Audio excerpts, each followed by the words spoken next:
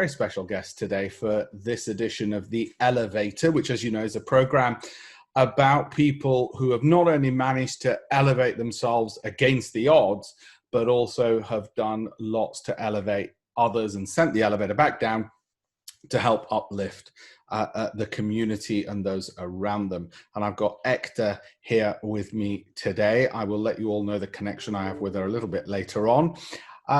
Aekta, I don't know, Aekta Mahajan, Aekta Patel. If I say Patel, it's going to give people a clue as to who you are.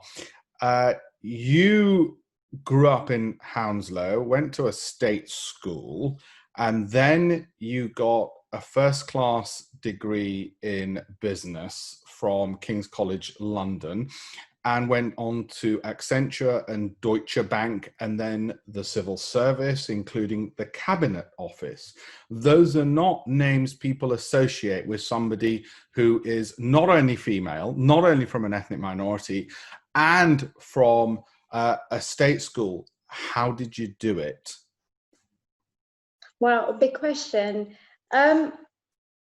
So I don't think of myself as being a girl from Hounslow, and I don't have a barrier in my head. So quite often people will say to me, "Oh, you went to a state school. Oh, you're a female. Oh, you're from an ethnic minority."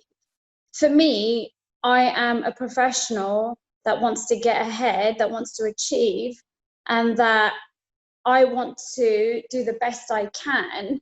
So I don't think of those barriers in my head, sort of in the way that you've laid them out. In terms of how I did it, so I always had really big ambitions and still continue to do so. So quite often people will say, "Oh, I can't do that. I'll never be a partner. I'll never be a director." But I don't have those barriers in my head. I think anyone can do anything. And that's what I've always believed. So it was a lot of self-belief, and also how you frame yourself. Like you said, you don't frame yourself in the sort of cliched way, sort of the old tired way that I did it. You didn't fall into the trap. You said, "No, well, hang on. I'm none of those things." Tell me about breaking into Accenture. What gave you those ambitions? What led to those? So as you rightly said, I'm from Hounslow. For those of you that know Hounslow, people from Hounslow tend to work at the airport. They might work at DHL. If they did really well, they might work at T-Mobile. You didn't typically work in the city or even understand the city if you worked in Hounslow, if you lived in Hounslow. I always wanted more for myself. For me, it was really important that I wanted to travel the world. You know, it's not a lie. I wanted to make lots of money. You know, I wanted to buy the handbags. Handbags are a big factor in me working hard. I wanted to aspire to be like role models I had in my life. So in my case, there was a particular female in my family who worked at Accenture. I saw how much she had achieved, and for me, I wanted to follow her footsteps. So it was having role models was critical. You were lucky that you actually had a role model within the family, but did you have people to advise you, to open doors? How did you open doors? How did you do the networking part? There's a lot of people who can't elevate themselves because they don't have any of those. What do they do? I didn't have the networks. I didn't even know what the word network meant. I didn't have the internet. When I was growing up, there wasn't Google, there wasn't a search engine. I just knew where I wanted to be, and I used my own initiative. So whether it was as simple as kind of going to the library and getting a book on how do you do an application, how do you do an interview, what are the sorts of organizations out there. You know, at my time you had careers fairs, so you'd go there, you'd talk to people, you would do whatever you can. And there are so many resources out there now that there's almost no excuse. In my time, it was probably harder than it is now. Yeah. And you've helped others with their applications, I understand. You've actually helped people get into universities and some of these big blue chip professional organizations, haven't you? Yes. So the one thing that I always struggled with is doing everything on my own. You know, I didn't have an older brother or a sister. I didn't have anyone to turn to. I didn't have anyone to quickly give me some tips on an interview. So that was always quite close to my heart. So now I get people all the time asking me to help them with their interviews and their application forms. And I will always help them because I remember and I see myself in them. And you know, some of the advice, it's just small tweaks that can make a difference between getting a job and not getting a job.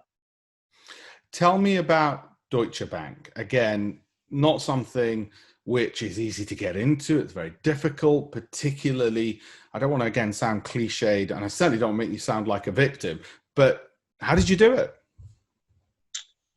So when I was at Accenture, I got poached. I was a management consultant in the financial services sector. I was fairly good. I worked really hard.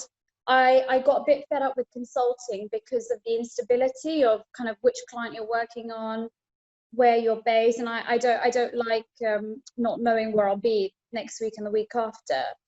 So my manager had moved across to Deutsche Bank and told me there was a role in the global strategy team. I went for an interview. They offered me almost double what I was getting paid, a huge salary for someone that was 24, and I couldn't reject it. What did you do with the salary and the bonuses? Did you treat yourself? Maybe more handbags. I understand there was a car involved. Yeah, maybe a car as well. And a few treats for your parents. Yeah, all of that. All of those things which motivate the sort of giving back to others. Now, tell me, when you from Deutsche Bank, you left. Why? Why did you give up? You know, the big money and the city life. So all of that wears off. I mean, buying a nice handbag, buying a nice car, staying in an amazing hotel is only good when you're generally happy with your quality of life, when you've got that deeper contentment. For me, in Deutsche Bank, I didn't have it. I worked in a very male-oriented environment, largely German males, might I say. Who are pretty aggressive. You know, most meetings, a fair amount of swear words and a fair amount of I was considered as a PA in most meetings and expected to kind of serve the tea and coffee. And eventually I just got fed up. You know, I didn't enjoy waking up at 6 a.m., getting home at 10 p.m. I didn't enjoy the aggressive environment. I didn't feel content with the work I was doing. You know, I just sort of felt like I'm working really hard to make a rich bank richer. I don't want to spend the rest of my life doing this. So I left. So when the Lehman crash happened, I took voluntary redundancy and left. What did you do? For a few months, I didn't know what to do with my life. All I ever knew was you go to university, you do well, and then you join the city. You know, you either become a doctor, a banker, or a lawyer, or an accountant. I didn't know what else I could do. So it took me a long time to work out that I could join the civil service. And it's sort of on a flight back, I was on holiday. On a flight back, I met someone that worked at the UK India Business Council, which you know well. And he told me a bit around what he did around the trade and investment side, and it sounded really exciting. He then introduced me to his CEO at the time. I went to see him and I got an internship there, unpaid internship, which I did for 6 weeks. They couldn't understand why I worked every day for no money, but I just wanted the exposure and the experience. And you were willing to go off the well-trodden path. You were willing to follow your heart and your passion. And as the Americans say, how did that work out for you? Well, from there, you went to the cabinet office. How did you get the jump to the cabinet office? So I didn't initially go there. I found a role in the civil service within the Home Office. They needed a corporate strategy manager, and I had plenty of strategy experience. I was still pretty young to be a manager in the civil service. I applied for it. I got it. I absolutely loved it. I loved the work I did. I loved the environment. I loved the people, and I really, really thrived. I felt like for once in my life, I could just be myself. You know, I could go into work and really enjoy work as opposed to sort of getting on the tube and dreading another day. Then the Conservative government came in and David Cameron formed the Efficiency and Reform Unit. They wanted the best of the best across civil servants. And I applied to go on secondment for 2 years and got it. That's what would you say to somebody who looks at some of these roles that you've had and says, oh, that's not for me? What would you say to them if you were speaking to them right now? Well, I mean, you don't know until you try it for a start. It's quite easy to say it's not for you, but if you've not tried it, you don't know. I would say talk to people doing those roles, ask, what exactly do they entail? A lot of roles are not as glamorous as they seem. Working in Deutsche Bank, even if, a nice fancy car's picking you up to drive you to work, might seem fancy and the bonuses might seem fancy. Actually, when you're closer up, I'd rather be working in civil service offices, which are far from fancy. So I would say just really understand the environment that you'll be in and see whether it suits you as a person. Does it suit your values? Are you going to feel passionate day after day to do that job? Now, there's two more things I want to touch upon, which I think will help inspire and other people. You've elevated a lot of people through your work at City Hindus Network. Tell me about that. Tell me about YACE as well, which you set up, and how you've been supporting educating girls in India. That's the first thing I want you to talk about. And then tell me what it's like working in what is a pretty high-powered job as a senior civil servant and being a mum at the same time. So let's start with City Hindus Network first. Okay, so let's go back to Deutsche Bank. My life felt pretty empty. I talked about that deeper contentment, and it was missing at Deutsche Bank. So I came across City Hindus Network just through friends of mine and joined as a member initially. Then I got to know the chairman really well. We became good friends, and he asked me to join the board. And then I became vice chair. I loved the work we did at City Hindus Network because it meant that I could kind of network with like-minded professionals. It gave me something else to do outside of work. It also, like you said, it gave me a chance to uplift people from our community. So a fellow friend of mine, Mamta, joined the committee. She and I then set up a mentoring scheme whereby we selected people from the network and we match-made them with mentors, so some more senior professionals across the city. So that was kind of one way of helping individuals. I also set up the Young Asian Social Enterprise Scheme with a close friend of mine, Divya. She and I have been through similar journeys. She's also from Hounslow, and we felt like the opportunities that we had, we should give to others, because we knew how hard that journey was, and we knew how well connected we were in our careers by that stage. So for me to get some students into Accenture for a day just meant picking up the phone to my friend, and I was able to do that. Similarly, I got them into PricewaterhouseCoopers. So it's so much easier when you're in a position of some kind of power to uplift others, and we wanted to use that to create this scheme. Fantastic. Tell me then, let's fast forward a little bit. You're now high up in the civil service in the UK.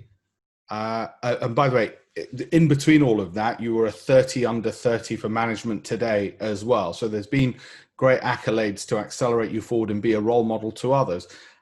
What's it like being a working mum, and how are you helping uplift others as working mums? And also, if we look around what's happening in the world today in terms of diversity, and we look at what's happening with Black Lives Matter, what are you doing within the civil service as well to make sure it's more representative of the society in which we live?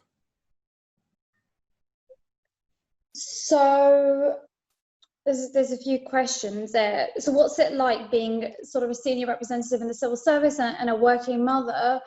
So I've been in the civil service for over 10 years now, so I understand it. I can sort of do most things with my eyes shut, sort of. The challenge is being a working mother, being part-time, 3 days a week, managing a large team, managing a big remit. It's not easy at all. There's days when I really struggle, just to kind of, this morning trying to chair a team meeting, and then I get a surprise accident where little Rian, my 2-year-old boy, comes and throws a jug of water on my work laptop. How do you function? Do you give up or do you keep going? For me, there is so much I want to achieve and do, so I don't let these kind of short-term periods or these short instances stop me, because I know that in the longer term, there's so much I want to achieve and do. And I also want to set a role model to other working mums. I know from personal experience that it's so important for me to prove that women can do it. Otherwise, employers will not give other working mums an opportunity. So even though, you know, the easy thing today, and I was tempted to do so, is just send an email to my director and say, you know what, I've had enough, I'm having a day off. But I don't want to do that, because if I do that, that validates the reason why employers don't hire working mums. They don't hire part-time people. So I have to keep going.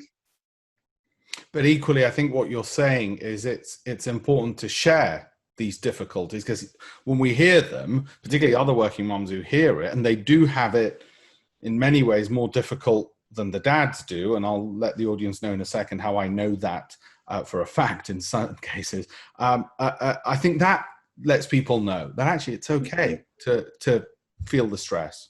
Oh, completely. So I read Michelle Obama's book, and I was so happy because she was so honest in her book. She was a lawyer, high flyer, very, very ambitious, as we all know.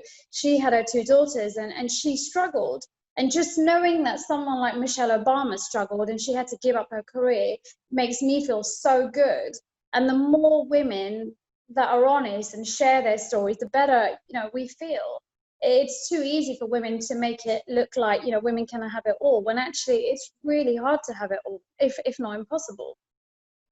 So you rightly see yourself as a beacon within the civil service. Do you see change? I mean, would you recommend the civil service as an occupation to others, regardless of color or gender, who want to, you know, like you, do something fulfilling? So I love working in the civil service. I wouldn't be here if I didn't love it.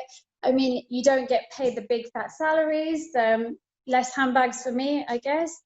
But the passion with which people work, that I work, and the fact that, you know, you're doing something bigger for the country. So my remit is to attract investment into UK startups and UK venture capital funds. And week on week, we see the direct, tangible benefits of the work I do. I manage a large team. I see the direct impact I have on them because I can support them and nurture them in their kind of professional journeys. And that gives me immense satisfaction. It's also, I mean, I'm also a working mum that works 3 days a week, that got promoted after maternity leave and has a job share arrangement. I can't see Deutsche Bank doing that.